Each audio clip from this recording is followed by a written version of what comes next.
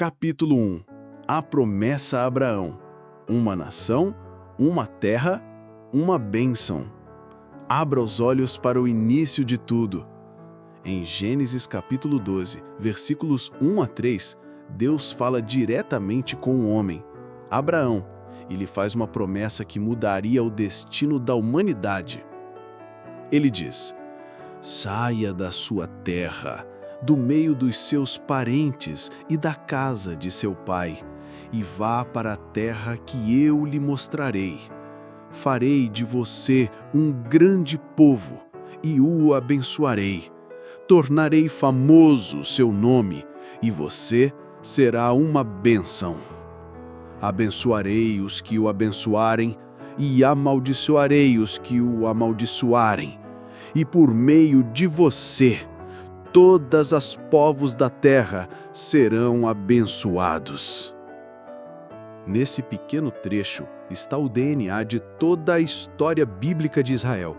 Aqui se formam 3 colunas de uma aliança eterna. Primeiro, uma nação. Deus prometeu a Abraão que dele sairia um povo, uma descendência inumerável, e esse povo é Israel. Segundo, uma terra. Não é uma terra simbólica. Deus fala de um lugar real, físico, Canaã, a terra prometida. O solo onde hoje está o moderno Estado de Israel. E terceiro, uma bênção universal, a maior de todas. Da linhagem de Abraão viria aquele que abençoaria todas as nações da terra, o Messias. Essas promessas são repetidas, reafirmadas e seladas ao longo do livro de Gênesis. Deus as entrega novamente a Isaque, depois a Jacó. Não são palavras isoladas, são parte de uma aliança que atravessa gerações. E o mais impressionante é que Abraão creu. Mesmo sem ver o cumprimento imediato, ele acreditava que Deus era fiel para cumprir, e por isso foi chamado amigo de Deus. Israel nasce, portanto, não como um projeto político ou étnico, mas como resultado direto de uma promessa divina. Uma promessa que não depende da força humana, mas da fidelidade do próprio Deus. E essa promessa ecoa até hoje. Basta abrir os olhos, observar a história e ver como, contra as probabilidades, Israel existe, resiste e prospera. Capítulo 2. A aliança com Israel é eterna. Seguimos agora para um ponto fundamental no entendimento bíblico. A aliança de Deus com Israel não é temporária, ela é eterna. Em Deuteronômio capítulo 7, versículos 6 a 9, o próprio Senhor declara: pois você é povo santo ao Senhor, o seu Deus. O Senhor, o seu Deus, os escolheu dentre todos os povos da terra para ser o seu povo, o seu tesouro pessoal. Saibam, portanto, que o Senhor, o seu Deus, é Deus. Ele é o Deus fiel, que guarda a aliança e a misericórdia até 1000 gerações dos que o amam e o obedecem. Essas palavras não deixam espaço para dúvida. Deus escolheu Israel. E essa escolha não foi baseada em méritos humanos, mas em sua fidelidade. Ele não os escolheu por serem numerosos, fortes ou obedientes, mas porque ele é fiel à sua palavra. Ao longo do Antigo Testamento, vemos que Israel falhou, se desviou, foi corrigido, mas nunca abandonado. Mesmo diante da idolatria, da desobediência e do exílio, Deus sempre preservou um remanescente. Sempre reafirmou sua aliança. Em Jeremias capítulo 31, versículos 35 a 37, o Senhor faz uma declaração impactante. Ele diz que se os céus puderem ser medidos, ou os fundamentos da terra examinados com precisão, só então rejeitaria a toda a descendência de Israel. Em outras palavras, a aliança com Israel é mais firme que as leis da natureza. Por isso, é um erro pensar que a aliança foi substituída. Deus não quebra alianças. Ele disciplina. ele restaura, mas permanece fiel. Entender isso é essencial para compreender a história, o presente e o futuro do povo judeu. Tudo que Deus prometeu continua de pé. Israel é e sempre será o povo da aliança. E essa aliança aponta não apenas para promessas terrenas, mas para um futuro redentor, onde toda a terra verá o cumprimento total do plano de Deus através de Israel para as nações. Capítulo 3. Israel ainda tem lugar no plano de Deus? Uma das dúvidas mais comuns entre cristãos é: Israel ainda faz parte do plano de Deus? A resposta bíblica é direta e clara. O apóstolo Paulo, escrevendo em Romanos capítulo 1, versículo 1, pergunta: por acaso Deus rejeitou o seu povo? E ele mesmo responde: De maneira nenhuma. Paulo fala com propriedade. Ele era judeu, da tribo de Benjamim, conhecedor profundo das Escrituras e testemunha viva de que Deus ainda age entre os filhos de Israel. O que ocorreu, segundo ele, foi uma rejeição parcial e temporária. Muitos judeus não reconheceram Jesus como Messias quando ele veio, e por isso houve um endurecimento espiritual. Mas esse endurecimento não foi total nem definitivo. Paulo explica que um remanescente foi preservado. Judeus que creram, como ele próprio. E mais, ele afirma que esse endurecimento durará até que a plenitude dos gentios entrar. E então todo Israel será salvo. Romanos 11, versículos 25 a 27, traz essa promessa com força. O libertador virá de Sião, ele afastará de Jacó a impiedade, e esta é a minha aliança com eles, quando eu remover os seus pecados. Deus não desistiu de Israel. O que estamos vendo na história é apenas um capítulo. Ainda há cumprimento profético por vir.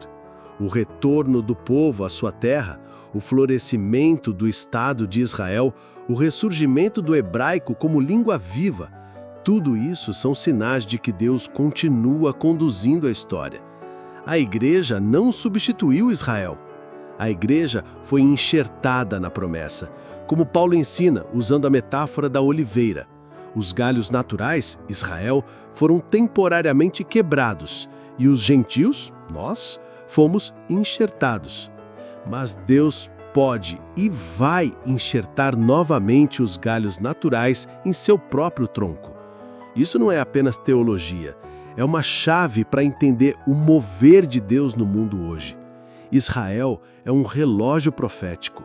Seus passos, suas guerras, suas vitórias, suas tribulações, tudo aponta para um propósito maior. E esse propósito culminará na volta de Cristo, quando toda a terra verá que Deus cumpre suas promessas e que Israel continua sendo o povo da aliança.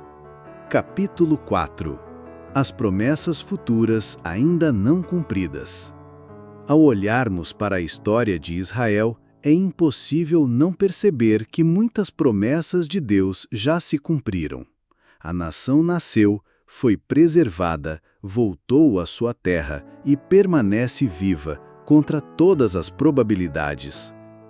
Mas há promessas que ainda não se cumpriram totalmente, promessas que apontam para o futuro, promessas que dizem respeito não apenas ao povo judeu, mas ao destino de toda a humanidade.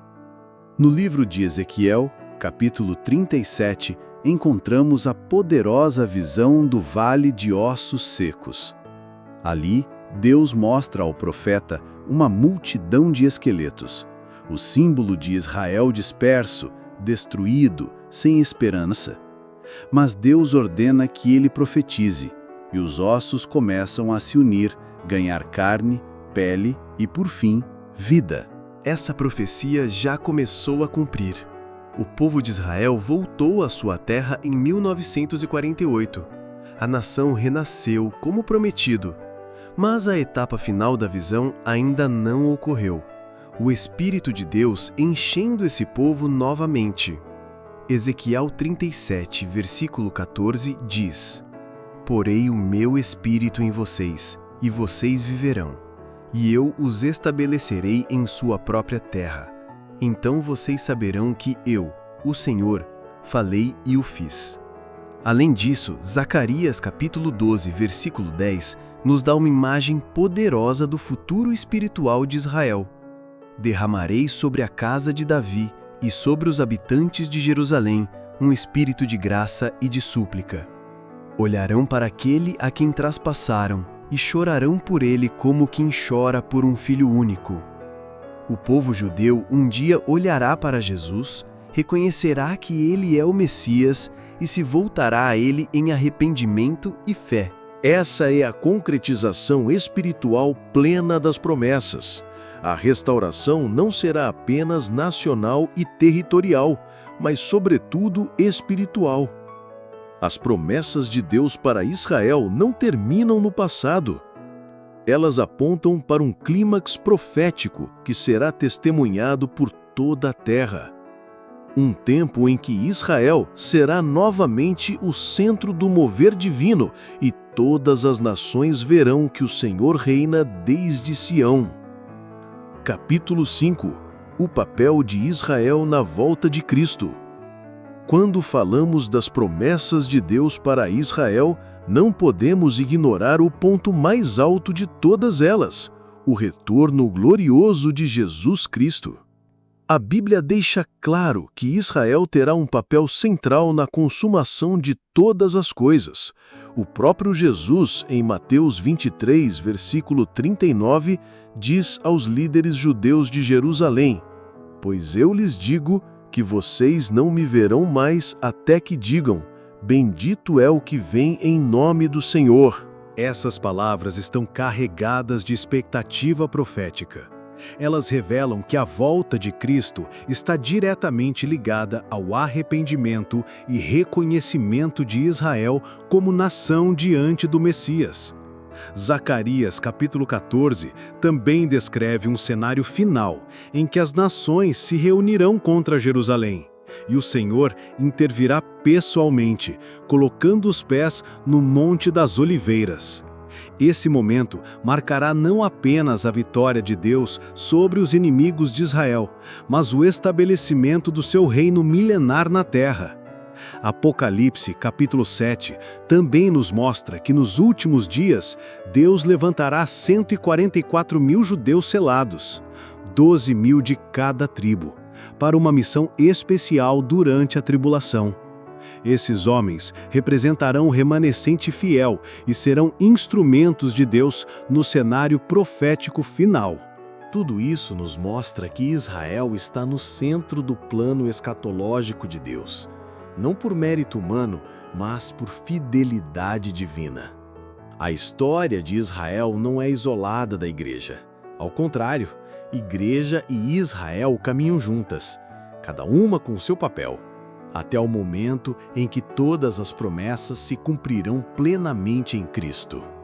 E a grande promessa permanece viva. O Senhor virá e estabelecerá seu trono em Jerusalém.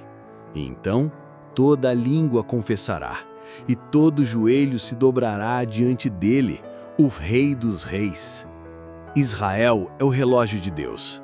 Sua existência, suas batalhas, suas vitórias, sua restauração, tudo aponta para um propósito eterno. E isso nos ensina algo precioso. Se Deus cumpre as suas promessas com Israel, também cumprirá cada promessa feita a nós. Nada passa despercebido diante dele. A aliança continua viva.